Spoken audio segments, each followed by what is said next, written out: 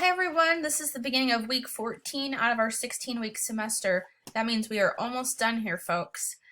So this is not only the coldest week of the year so far, it's also a very short week for us because Thanksgiving is on Thursday. We also have Friday off for fall break. So we only have 3 days this week. Let's make the most of it. The biggest thing due this week is a draft of your paper.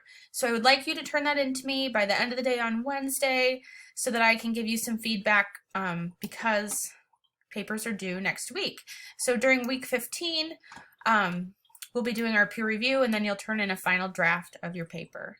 During finals week, we will do a reflection, but not actually meet as a class. If I could summarize what I want you to do this week is write your paper now, right now, get your paper done, and get this class wrapped up.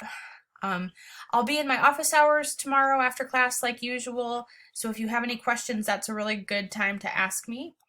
I am all caught up with grading as of like maybe Saturday, so if you think that there's something that you have turned in I haven't graded, that you didn't turn in the last couple days, please let me know in case there's some kind of a mix-up. Anyway, I hope everyone's doing really well. I look forward to seeing you all tomorrow. Make sure you bring a working draft of your paper to class with you. See you then.